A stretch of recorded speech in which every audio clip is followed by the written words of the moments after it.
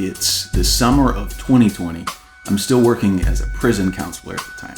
It was a typical June behind bars in Southeast Texas. Except, of course, it wasn't. In 2020, as you know, the whole world flips upside down. And that was as true in the prison world as it was for what inmates call the free world, that mythical place that you and I inhabit.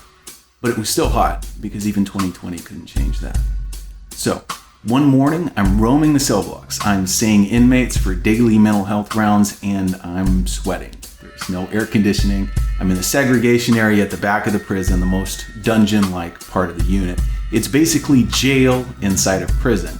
So, I'm doing my rounds, and there's specific people I'm needing to see, and I'm moving quick because I'm wanting to get back to my office where there is air conditioning. So I'm passing by cell after cell, and I'm moving at a steady clip on my way to the end of the run. And I hear a forceful but strained voice call out to me. "Hey, loony, psych man, look out." I peer into the darkness. I see a man with a pained expression. He's sitting on his bunk, not quite at the front of the cell, and he looks bad. Right away, he launches into a laundry list of his frustrations, but they center on the fact that he's not heard from his family since the pandemic started. Complete radio silence. And he's terrified. He's worried, he's exhausted, he's lonely, and he just feels like giving up.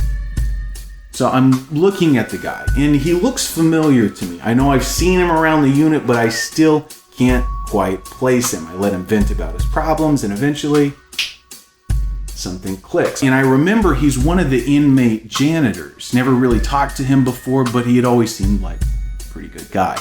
Always working, always respectful to staff. It's odd though, because this guy that I remembered never got in trouble. So it was, strange to see him locked up in the back. So he finishes talking, and I start talking to him. And I'm talking to him in a confident tone because I know that I'm talking to a good man. And I look him in the eye and I say something like this. "Listen to me. I've seen you around. I know who you are. I know you've got what it takes. You've got strength inside of you more than what you know. You're an honorable man, and you will make it to the other side of this. I don't know how long it's going to take. I can't make you any promises about when it's going to happen, but this storm will pass and the sun will come out. There's a new day coming, and you will see that new day. You are better than this place, and you're going to rise above your present circumstances. You are going to overcome." Now at this point, the man is weeping. Tears are streaming down his face. I make some final profound comment like, "Hang in there, man." And he thanks me, as he wipes tears from his eyes, all in a day's work. I walk off thinking to myself, "Joel, you did pretty good today." Sort of patting myself on the back. Fast forward to the next day. The guy's not in lockup anymore, and I'm looking at him, and he's a completely different guy. Now, what you probably heard me say is he was so changed by that conversation that we had, by my brilliant therapeutic skills, that his countenance had utterly changed. Caterpillar and a butterfly, complete transformation. No, it was a different guy. And let me tell you this. They looked completely different. One guy had a beard, the other one didn't. One guy wore glasses, the other one didn't. They were different heights, had different facial structures. There was virtually no resemblance whatsoever. Pure, monumental, mistaken identity.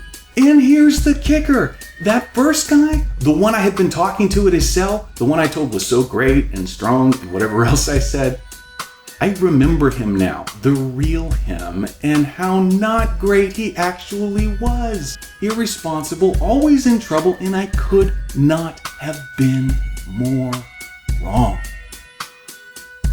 But